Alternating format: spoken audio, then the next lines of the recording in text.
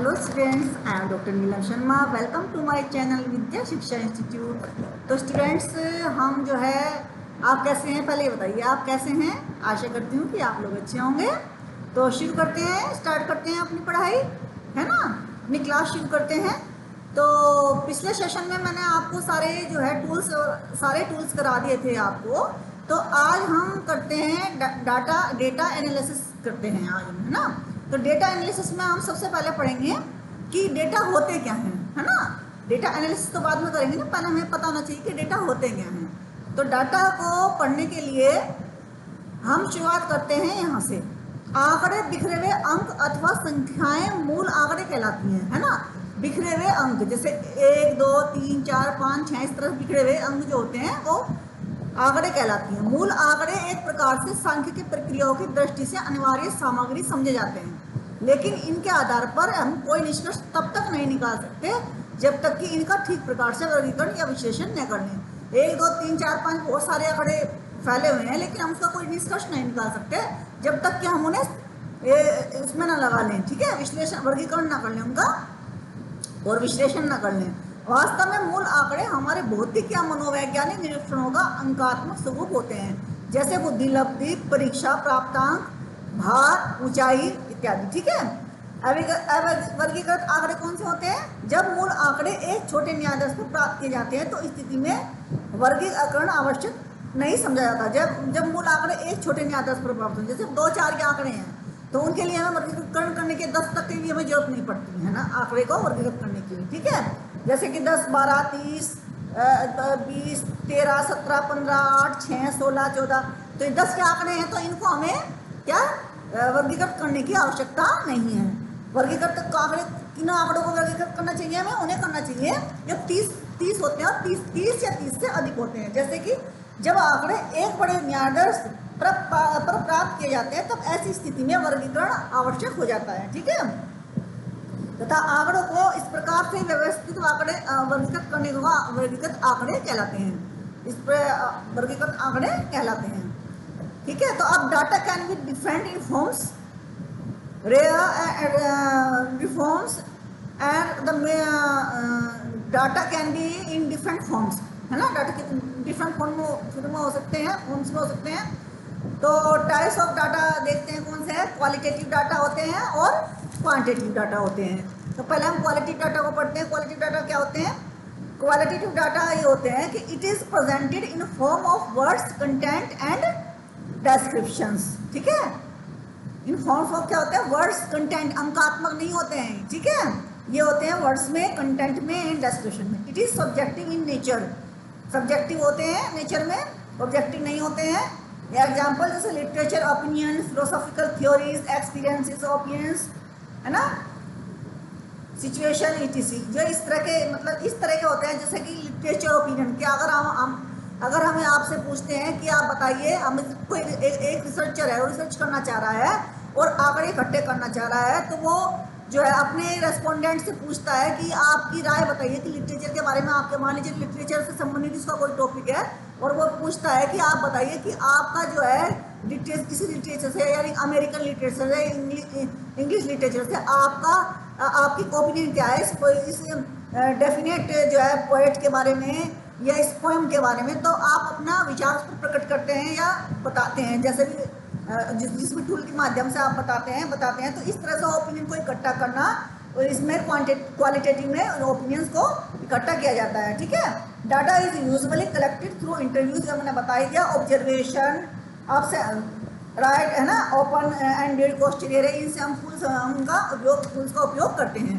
अब क्वांटिटी क्या होती है? क्वांटिटी होती है it is presented in numbers and numerical figures. ये किसमें देते हैं? Numbers and numerical figures. जैसे 1 2 3 4 को नंबर्स दिए जाते हैं। It is objective in nature, objective होती है जब नंबर दिए जाते हैं तो उन्हें जोड़ने में तो कोई सब्जेक्टिविटी तो आ नहीं सकती। 2 2 4 ही होते हैं, है ना, 6 नहीं होते ना, तो सब्जेक्टिविटी कोई अपनी मर्जी से 6 नहीं उन्हें बता सकता है। Example data such as rank, scores, length, weight, price etc, ठीक है। It can be presented on charts, graphs, situational, ये बताया चार्ट ग्राफ कौन से टूल में आते हैं वो भी आपको मालूम है ना। situational analysis methods are applied to this data. Data is usually collected through close-ended questionnaire, checklist, scale, attitude scale, checklist, anecdotal इन सब हम क्या करते हैं, कलेक्ट करते हैं डाटा को. Quantitative data can be study through description and inferential statistics. ठीक है, डिस्क्रिप्शन थ्रू डिस्क्रिप्टिव और इन्फ्रेंशियल स्टैटिस्टिक्स से हम डाटा इकट्ठा करते हैं. Inferential statistics is further of two types, parametric and non parametrics. अब स्टूडेंट्स आगे बढ़ने से पहले हमें टाइप्स ऑफ स्केल्स जानने पड़ेंगे. टाइप्स ऑफ स्केल्स क्या होते हैं? There are 4 main levels of types of scales है ना. तो there are 4 main levels of measurement, nominal, ordinal and interval. तो स्टूडेंट्स आ जाइए, आप बोर्ड पर आ जाते हैं. बोर्ड पर देखते हैं.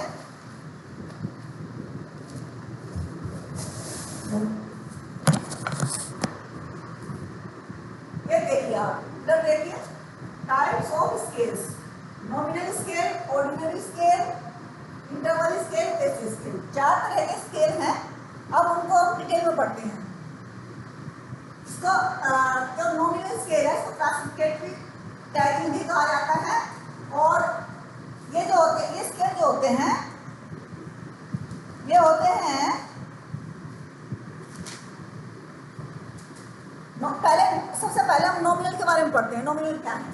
जैसे कि किसी का नाम है ना, जो नाम होते हैं, किसी सिटी का नाम, किसी व्यक्ति का नाम, किसी पदार्थ, किसी कोई जो वस्तु है उसका नाम है ना, उन सबको किस कैटेगरी में आते हैं? नॉमिनल स्केल में आते हैं. तो जैसे कि the nominal level is the first level of measurement, the simplest which classify and analyse variable qualitatively. It is also known as classificatory scale. जैसे कैसे हो सकता है? जैसे आई कलर है ना, आई कलर, ब्लू, ब्राउन, ग्रीन. जैसे नेशनलिटी, इंडियन है ना, ऑस्ट्रेलियन, अमेरिकन. पर्सनैलिटी टाइप जैसे कि इंट्रोवर्ट, एक्सट्रोवर्ट, इस तरह से. Employment status, unemployment, part time, retired. Type of smartphone, जैसे स्मार्टफोन खरीदते हैं, किस कौन से क्या नाम है स्मार्टफोन का, कौन सा है? जैसे मेरे पास कौन सा है?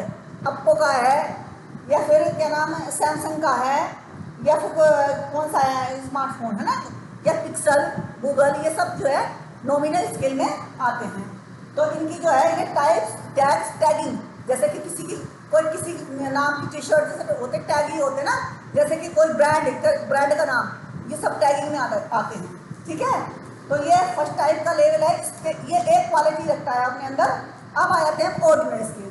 अब ऑर्डिनल स्केल कौन सा है? ये ऑर्डर और रैंक होते हैं. जैसे किसी को ऑर्डर, नाम तो है लेकिन इसको ऑर्डर दिया हमने, एक नाम लिखी है हमने, अब उनको हम ऑर्डर देते हैं 1 2 3 4, ये ऑर्डर में लिखते हैं.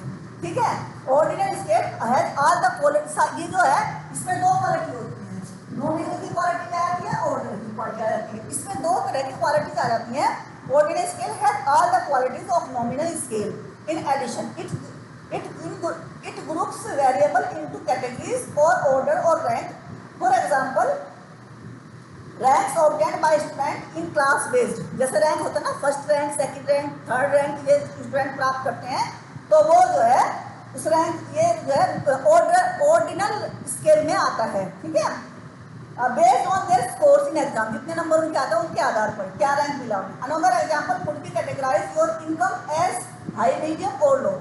या फिर जिस तरह का कि हाई इतनी, एक प्रोफेसर हैं इनकी इतनी इनकम है, असिस्टेंट प्रोफेसर है उनकी इतनी इनकम है, प्रोफेसर की एसोसिएट की इतनी है और प्रोफेसर की इतनी है. तो इस तरह से इनकम ना हाई से लो तक की इनकम, इसको भी हम ऑर्डर में लगा सकते हैं. ठीक है, there is a natural hierarchy to categories, but we don't know whether the quantitative difference और इंटरवल बिटवीन यूनिट्स और एट्रीब्यूट्स इज इक्वल और नॉट. लेकिन हमें इसमें पता नहीं होता कि इसमें इनमें डिफरेंस क्या है इनके एट्रीब्यूट्स में. ठीक है, हमें तो ये तो पता है लेकिन क्या डिफरेंस है ये नहीं पता होता इसमें.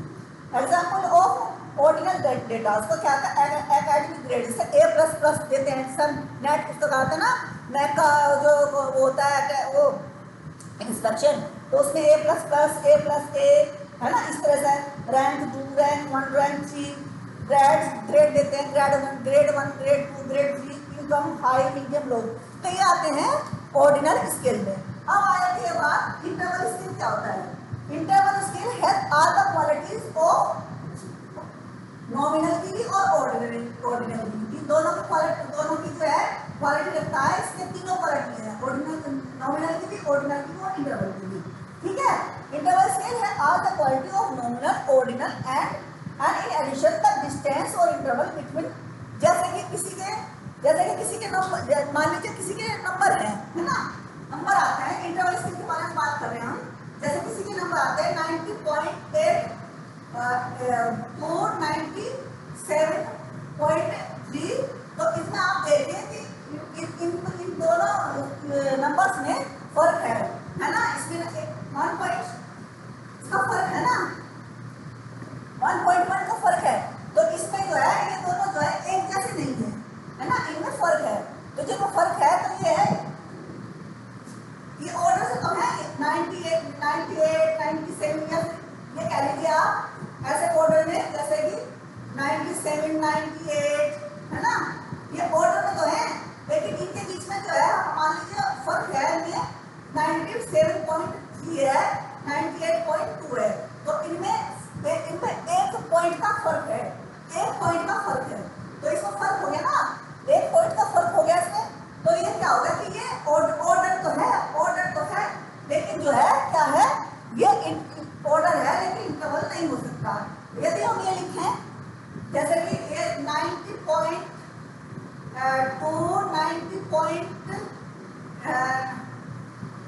90.97.4, 90, तो इनमें क्या है कि इनमें कोई भी फर्क नहीं है ना। ऑर्डर भी क्या है 97 के बाद 98, इनमें फर्क है लेकिन एक एक का ही है ना, एक एक का ही फर्क है लेकिन एक एक का है। और ये लगातार 90.2, 96, मतलब इधर देखिए 96.2, तो इनमें फर्क है लेकिन एक एक का ही फर्क आ रहा। तो ये बोलेगा इसको कहा जाएगा इंटरवल स्केल। क्या कहा जाएगा? Interval scale. तो स्टूडेंट्स ये जो है जैसे कि 0 सेल्सियस, इसमें पर 0 भी होते हैं लेकिन 0 सेल्सियस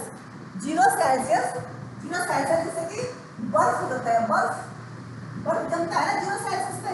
तो इसमें 0 सेल्सियस का मतलब होता है बर्फ बिल्कुल 0 नहीं होता है। 0 का मतलब कुछ ना कुछ इसका अंश है। 0 का मतलब है कि बर्फ जम रहा है, काम हो रहा है। ये 0 का मतलब बिल्कुल भी 0 नहीं है। 0 का मतलब उसमें कि बर्फ जम रहा है। अब एफ इसका रेशियो स्केल होता है एब्सोल्यूट 0 में क्या कहा जाता है, इसमें देखते हैं इंटरवल स्केल में देखते हैं जैसे कि a temperature of 0 degree Celsius does not mean there is no temperature, बल्कि बर्फ तो जमता है, इसका मतलब ये नहीं कोई टेम्परेचर नहीं है, बर्फ जम रहा है लेकिन इसका मतलब ये नहीं कि वहाँ टेम्परेचर बिल्कुल नहीं है, थोड़ा बहुत टेम्परेचर भी है। ठीक है, rather than it signifies 0 signify करता है कि 0 का भी वहाँ मतलब है। ठीक है, इस तरह से है इसका मतलब। अब है जैसे कि temperature in degree Fahrenheit Celsius IQ scores ये। अब आ जाती है बात रेशियो स्केल क्या है? रेशियो स्केल है is the most informative scale and has all the quality. ये तीनों क्वालिटी रखता है, यानी कि इसमें इसकी क्वालिटी है, चारों क्वालिटी हो गई इसमें नॉमिनल की होगी, ऑर्डिनल की होगी, इंटरवल की और रेशियो की तो होगी। चारों क्वालिटीज इसके अंदर हो गई है। जैसे ratio scale is the most informative scale and it has all the qualities of nominal, ordinal and interval scale। and ये जो है एब्सोल्यूट 0 को, जैसे एब्सोल्यूट 0 को दर्शाता है। जैसे कि हमने किसी को क्लास के अंदर भेजा, क्लास बनी हुई है, हमने क्लास के अंदर किसी को भेजा कि देखिए जरा वहाँ कोई स्टूडेंट है क्या, कौन क्लास के अंदर कौन है। कोई इंसान मतलब किसी बच्चे को भेजा, उसने बताया कि वहाँ तो कोई नहीं है, तो वहाँ मतलब ये तो कहा जाता 0 बच्चे हैं, ये तो नहीं बोला जाता नहीं क्लास में 0 बच्चे हैं, वहाँ कोई नहीं है, तो उसका मतलब है यहाँ एब्सोल्यूट 0 इसका मतलब है ना इसका एब्सोल्यूट 0 2.0 भी इसको कहा जाता है। It does not have a negative number unlike interval scale because of absolute 0 point characteristic. इसमें तो एक नेगेटिव नंबर होता है लेकिन इस रेशियो स्केल में नेगेटिव नंबर नहीं होता। Measurement such as rate, velocity, energy, electric charge, employee ratio, scales, tenure in an organisation, class size, weight, money, है ना, वेट होता ना, वेट कितने इंच का, इतनी वेट 2 किलोग्राम, 4 किलोग्राम, 51 किलोग्राम, इतना। ठीक है, ratio scale also allow unit conversion. Unit conversation को करता है. सम एग्जांपल और रिलेशनफुल इंक्लूड वेट इन किलोग्राम्स. तो मैंने आपको बताया किलोग्राम्स में weight. Ratio variable can be described countable units, है ना. तो कंटिन्यूअस एक्सप्रेस इन फिनाइट, निश्चित होते हैं. जीरो है तो जीरो का मतलब जीरो ही है, ठीक है ना. वेट इन ग्राम्स, जैसे weight in grams, weight in grams continuous. Gram में वेट इन ग्राम कंटिन्यूअस होता है ना. 20 ग्राम 30 बढ़ता रहता है ना वेट. जैसे कि आज इतना वेट है, कल इतना ग्राम बढ़ना, आगे बढ़ रहा है ना वेट, तो कंटिन्यूस बढ़ता रहता है. Number of students in A school, number of students 50 है, 60 है, 70. तो एब्सोल्यूट जीरो, एब्सोल्यूट स्केल इसको बोलते हैं रेशियो स्केल. इसमें एब्सोल्यूट जीरो का काउंट किया जाता है, एब्सोल्यूट जीरो को. लेंथ इन सेंटीमीटर, जैसे लेंथ इन सेंटीमीटर, जीरो लिखा हुआ था ना पहले, 0 1 2 3 4 5 स्केल पर लिखा हुआ होता है. इस तरीके से ये क्या हो गया हमारा रेशियो स्केल्स. तो आई थिंक स्टूडेंट्स आपको ये स्केल्स समझ में आए होंगे.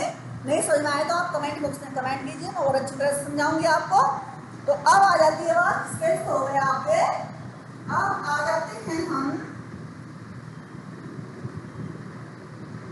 आ जाते हैं हम मीड मीडियन और वो देखते हैं. क्वालिटी तो हो गए हमारी, ये तो हो गए. अब आ जाते हैं क्वांटिटी डाटा, है ना. कितने प्रकार के होते हैं क्वांटिटी डाटा. क्वांटिटी डाटा होते हैं टाइप्स ऑफ स्टैटिक्स, ठीक है. अब टाइप्स ऑफ स्टैटिक्स देख लेते हैं हम. सबसे पहला है, इसमें देखते हैं टाइप्स ऑफ स्टैटिक्स में डेस्क्रिप्टिव और दूसरा है इन्फ्लुएंशियल,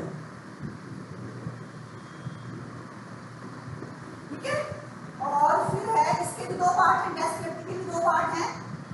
दो पार्ट हैं इसके है measure of central tendency, measure of central tendency. और इसमें जो है हमारे आते हैं 3, मीन, मीडियन, मोड. और इसका आते हैं मेजर ऑफ वेरिएबिलिटी.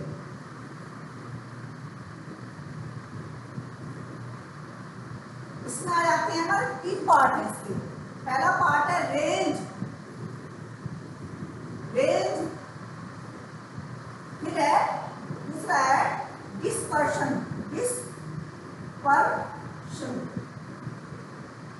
ओके. अब डेस्क्रिप्टिव, अब देखते हैं इसको डेस्क्रिप्टिव स्टैटिक्स क्या होती है. उसमें सबसे पहले हम लेंगे मीन लेंगे. मीन में बाई मान लीजिए हमारे पास में मीन निकालने के लिए क्या करते हैं. मान लीजिए हमारे पास में अब ये आ गया कैसे में, है ना. डेस्क्रिप्टिव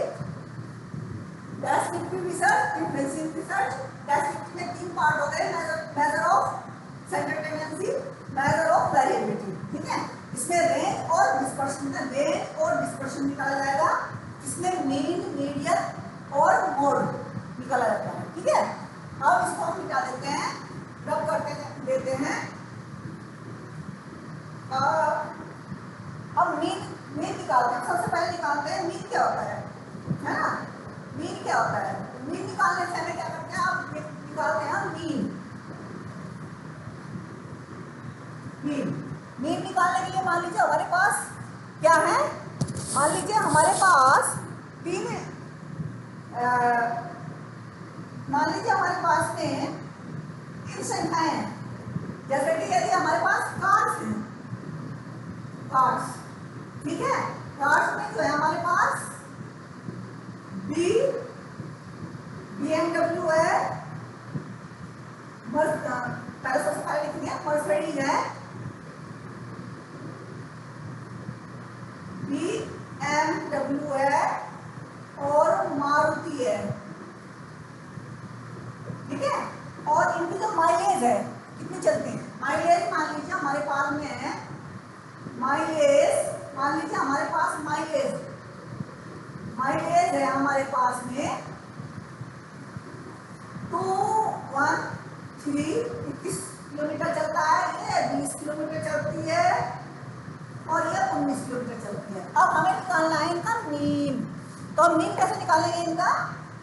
मीन निकालने के लिए क्या करेंगे? अब क्या करेंगे? हम क्या करेंगे? Sum of the items, sum of the items, sum of the items करेंगे। और सम ऑफ द आइटम्स कैसे करेंगे हम? 1.3 प्लस 20.8 प्लस 19 और कितना आ जाएगा हमारे पास? जो भी सम आएगा उसको हम करते हैं 3 से भाग। तो हमारे पास इसका आ जाएगा 20.366। ये इनको प्लस कर लेना। प्लस करने के बाद में जितने भी अमाउंट होगा, total number of items, sum of items, total number of items, तो इसका आ जाएगा आपके पास मीन आ जाएगा इसका। ठीक है, अब आते हैं मीडियन पर। मीडियन कैसे निकाला जाएगा? जैसे कि आपके पास यही संख्याएं हैं जो मैंने अभी लिखी, वही संख्याएं हैं, उनसे हम मीडियन निकालते हैं। जैसे कि हमारे पास संख्याएं हैं 20, अब निकाल रहे हैं हम मीडियन। मीडियन, ठीक है। जैसे हमारे पास संख्या है 21.3, वही उनका हमें मीडियन निकालना है। क्या निकालना है हमको? मीडियन।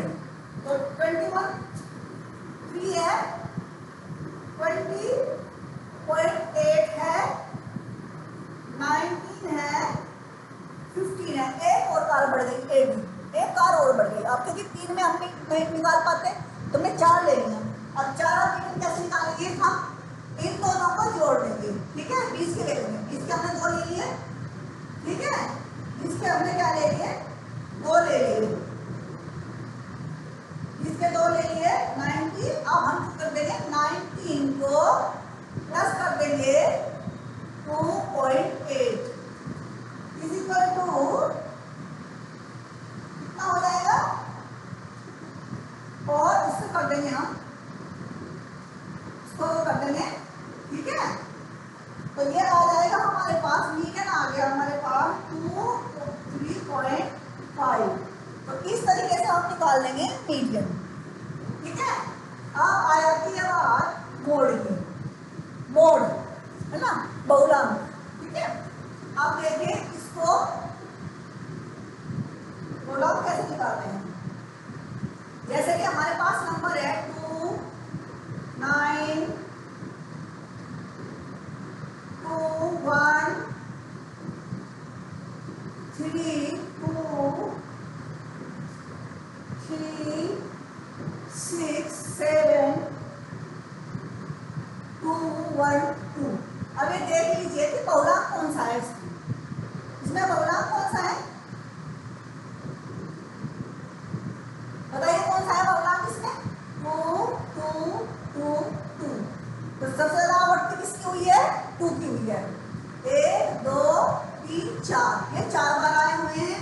2 तो 4 बार आए हुए हैं। ठीक है, 1 जो है 2 बार आया हुआ है, 1 2 बार आया हुआ है, और जो है 3 जो है 3 जो है वो भी 2 बार आए हुए हैं, और 6, 7 एक बार, 7 भी एक बार आया, 9 भी एक बार आया है।